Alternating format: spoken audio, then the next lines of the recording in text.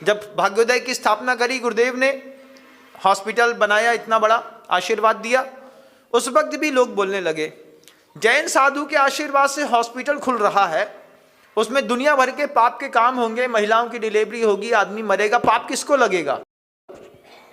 आचार्य जी का एक ही शब्द था, उद्देश्य क्या है हॉस्पिटल खोलने का, पाप करने का कि जीव रक्षा का? जीव रक्षा का। बोले अपने उद्देश्य पर बने रहिए, काम करते रहिए, लोग बोलते रहेंगे। लेकिन तिरस्कार करने वाले लोग मिले, इनकार करने वाले लोग संघ में मिले, तिरस्कार करने वाले लोग दूसरे संघ में मिले। उनकी किसी भी किताब को भी उठा के देखेंगे, उनकी किताबों में भी आचार्य जी के प्रति कटाक्ष छपे रहते हैं, कटाक्ष पे कटाक्ष, कटाक्ष पे कटाक्ष। गुरुदेव से बोलते थे इनका जवाब देना चाहिए, आचार्य जी कहते थे जवाब देने से अच्छा है उतनी ऊर्जा काम पे और लगाओ, काम और आसमान होता जाएगा।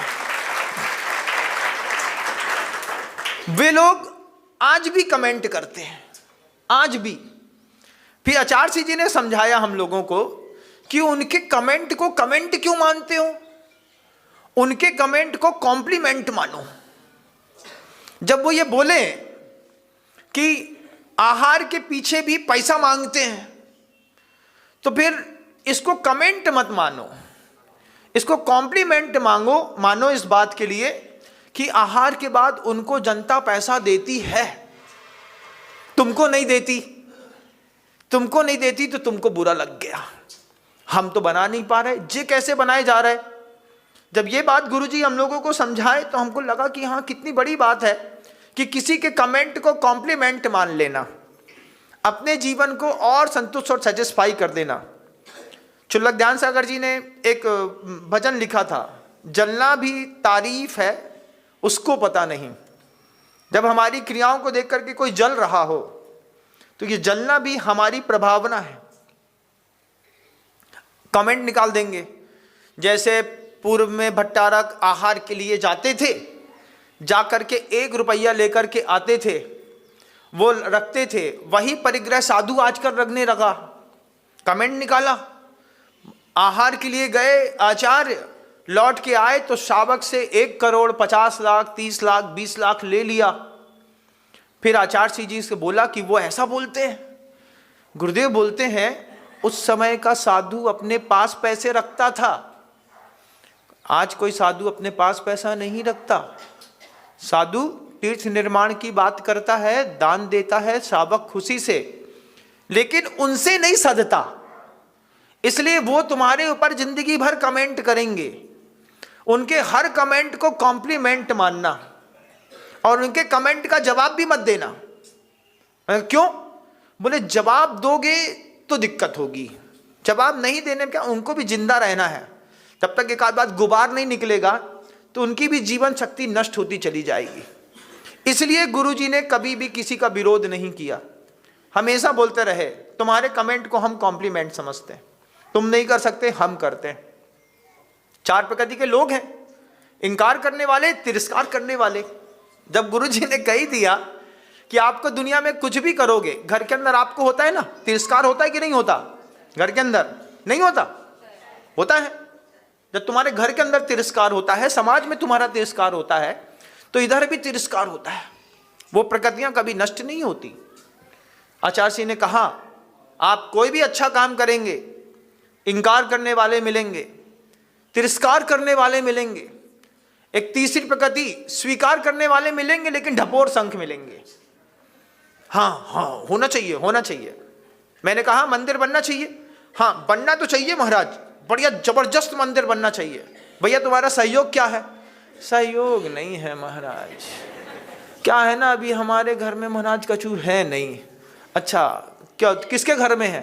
वो क्या ना बहू के घर में सब रख दिया है। तीसरी प्रकृति के लोग मिलेंगे, वैसे तो हम सेठ हैं, लेकिन दान की बात आए तो हमसे बड़ा कोई गरीब नहीं महाराज, चप्पल तक तो सुधरवा नहीं पा रहे महाराज, मंदिर हम काय बना देंगे। बिल्कुल सही, ऐसे लोग भी संसार में हैं। आचार्य जी कहते हैं लोग हैं तो मिलेंगे, लेकिन कुछ लोग ऐसे भी होते हैं जो अपने गुरु के संकल्प पर अपना दिल और अपनी जान दोनों लगा करके चलते हैं। मेरा दिल भी वहीं लगा है, मेरी जान भी वहीं लगी है। दिल दिया है, जान भी देंगे। किस बात के लिए? ऐ गुरु तेरे लिए। इतनी खुशी, इतना रुतबा महाराज, वो इसलिए कि हम मनोबल अपने गुरु से सीख करके आए। हमारे मनोबल को किसी का तिरस्कार गिरा नहीं सकता भैया। हमारे मनोबल को किसी का इंकार भी नहीं गिरा सकता। किसी के स्वीकार करें और कोई ढपोर शंख मिल जाए, बजे खूब, अरे दुगुना महाराज, ऐसे लोग मिलेंगे। महाराज हमको दान देना होगा ना, हम तो बिल्कुल नगद देते हैं। बोला नहीं कि पहले निकाला। हम कहा बोलते ही नहीं होगा तुमसे। नहीं बोलता है महाराज, 101 रुपये बोला था पिछली साल, तुरंत दान दिया हमने। तुम्हारे 101 रुपया से नाखून नहीं कट रहा। हम महाराज इतने रुतबे वाले हैं, जितना बोलेंगे उतना देते हैं। हम लोग सुनते रहते हैं। हमने कहा एक और ढपोर शंख है, जिसको अगर ढपोर शंख कह दे तो ढपोर शंख भी चला जाएगा। लेकिन काम करने वाले लोग भी होते हैं। जैसा मैंने बेगूनगर में कासलीवाल जी परिवार को पाया, ये मेरे जीवन का भी एक अच्छा शुभ अवसर था। इतना अच्छा परिवार हमसे जुड़ा। पूरे परिवार के चार भाई जुड़े। और वो कैसे? वो न इंकार करने वाले, न तिरस्कार करने वाले, न स्वीकार करने वाले, वे दिल और जान के साथ दान देने वाले। हाँ महाराज, आपने जो बोला है बात नहीं काटेंगे। आपने बोला है आप ले लो। क्यों? दिखता है एक ना एक कोई माई का लाल पैदा होता है जो कहता है शासन इसी तरीके से सुरक्षित रहेगा, इसी तरीके से उस शासन की प्रभावना होगी। आप भी उन 4 में से कौन सी श्रेणी में आते हैं? आपको किस श्रेणी में डालूं मैं? ढपोर शंखों की श्रेणी में डालूं कि आचार्य गुरुदेव श्री विद्यासागर जी महाराज जी का जयकारा लगाने में तुम्हारे गले की अंतिम अतड़ी तक बाहर निकल आती है, लेकिन जब विकास की बात करो तो बाहर की हवा भी अंदर घुस। ध्यान नहीं देना। कौन सी श्रेणी में है? इनकार करने वालों में तो नहीं है, क्योंकि इनकार करते तो यहां नहीं रहते।